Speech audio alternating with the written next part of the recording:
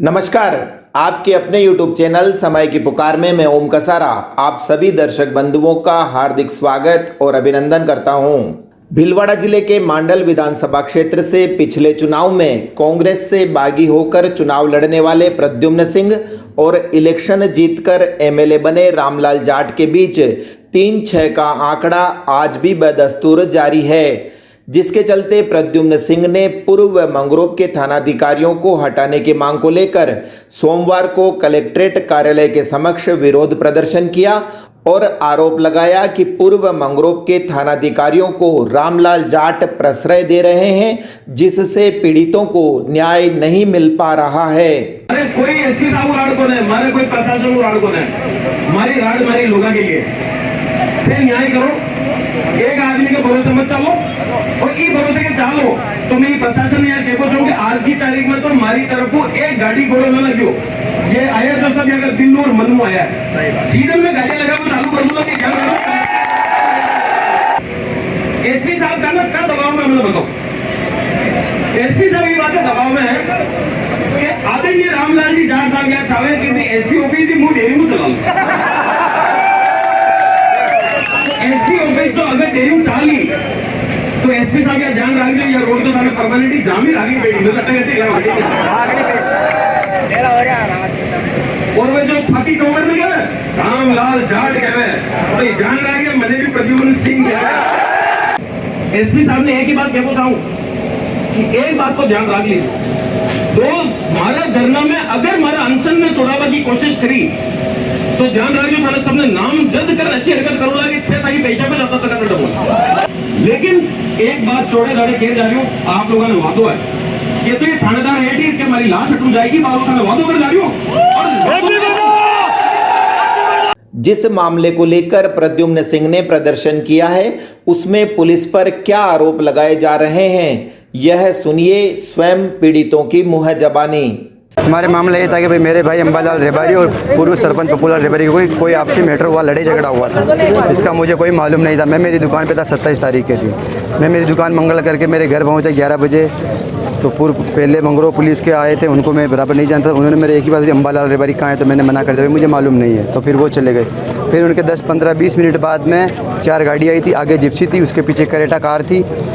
कदराज जी चौधरी साहब और अशोक केडवा, विशंबर जी और विशंबर जी, गोपाल धाबई, इन्होंने बगैर पूछे नहीं तो अंबालाल के बारे में पूछा, नहीं कुछ पूछा, आते ही मेरे साथ मारपीट करने लग गए। उसके बाद में मेरी घरवाली बोली कि हमारा क्या दोष है, हमें क्यों मारो। तो मेरी घरवाली आके मुझे पकड़ा तो उसने ऐसे धक्का दिया, तो कदराज जी के घुटने से मेरी घरवाली के पेट में लगी, वो गिर चुकी थी।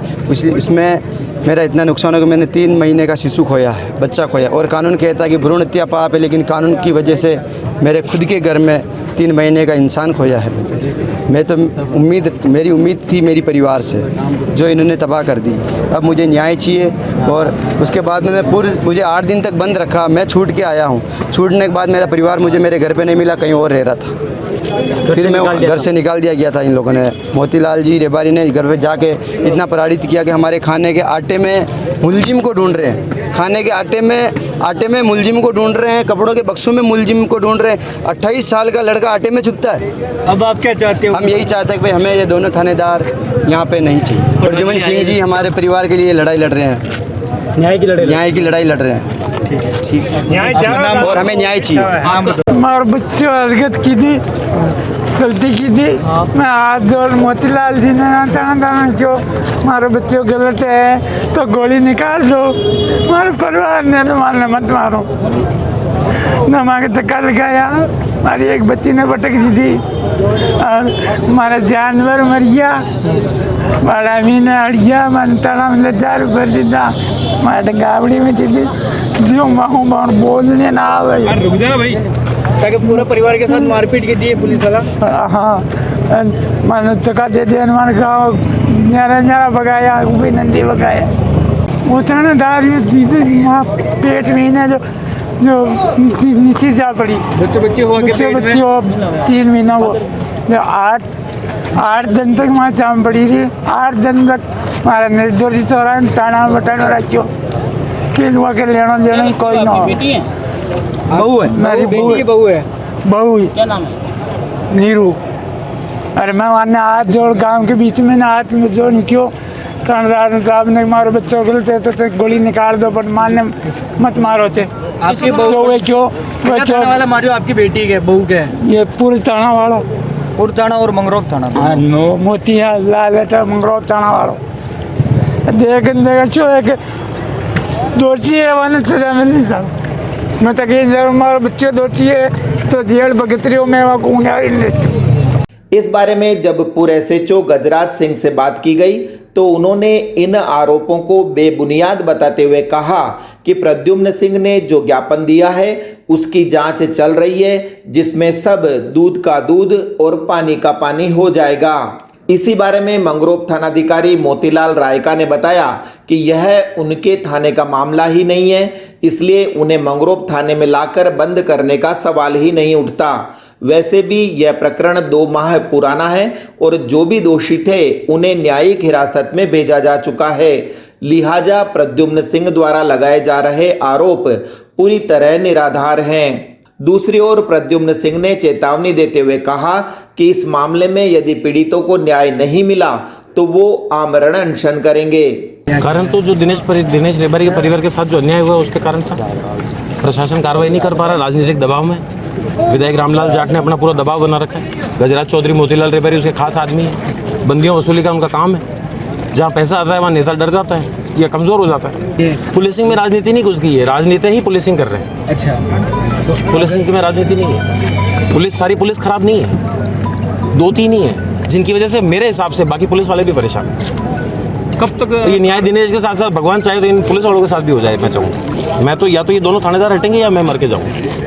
और ये मैं दूसरों नेता ये मैं दूसरे नेताओं की तरह नहीं कह रहा हूँ। 2 दिन का धरना, तीसरे दिन से आमरण अनशन है और मेरे अनशन तोड़ने की कोशिश करेंगे तो हर जाने से प्रशासन को भुगतना पड़ेगा। इन आरोपों को लेकर हमने पूर्व मंत्री रामलाल जाट का भी पक्ष जानना चाहा था, लेकिन उनसे संपर्क नहीं हो पाया। इससे पूर्व प्रशासनिक स्वीकृति नहीं मिलने के कारण प्रद्युम्न सिंह द्वारा कलेक्ट्रेट के बाहर लगवाए गए टेंट तंबू को हटवा दिया गया। अब इस संपूर्ण प्रकरण की क्रोनोलॉजी को यूं समझा जा सकता है कि 2018 में हुए मांडल विधानसभा चुनाव में कांग्रेस के बागी प्रत्याशी इन्हीं प्रद्युम्न सिंह ने 51,580 वोट हासिल करके अच्छे राजनीतिक धुरंधरों को भी आश्चर्यचकित कर दिया था। ऐसा इसलिए क्योंकि अधिकांश लोगों का यही मानना था कि मुख्य मुकाबला कांग्रेस के रामलाल जाट और बीजेपी के कालूलाल गुर्जर के बीच ही है, जबकि प्रद्युम्न सिंह और भाजपा के बागी समझे जाने वाले उदयलाल भडाना के बीच तीसरे व चौथे नंबर की जंग है। लेकिन जब परिणाम आए तो रामलाल जाट पहले और प्रद्युम्न सिंह दूसरे नंबर पर रहे और वोटों का अंतर था मात्र 8,065। मतों का यह फर्क हार जीत के लिहाज से तो महत्वपूर्ण है, लेकिन 2023 में होने वाले चुनाव में इस अंतर को पाटना हैप्पी के लिए ज़्यादा मुश्किल नहीं है। ऐसे में जब रेबारी प्रकरण चर्चा में आया तो प्रद्युम्न सिंह ने इसे हाथों हाथ लिया और अपने भविष्य को दृष्टिगत रखते हुए इसे निर्णायक मुद्दा बनाने में जुट गए हैं। लिहाजा रामलाल जाट व प्रद्युम्न सिंह के बीच शह और मात की यह राजनीति आगे क्या रूप लेती है, यह देखना सभी के लिए एक रोचक अनुभव होगा। वैसे भाजपा में भी कालूलाल गुर्जर व उदयलाल भडाना के बीच कुछ ऐसी ही कसमसाहट चल रही है, जिस पर चर्चा करेंगे अपने अगले एपिसोड में। तो इस बुलेटिन में इतना ही। यदि आपको पसंद आया हो तो इसे लाइक व शेयर अवश्य करें और आपके अपने YouTube चैनल समय की पुकार को सब्सक्राइब करना न भूलें। धन्यवाद। जय हिंद, जय भारत।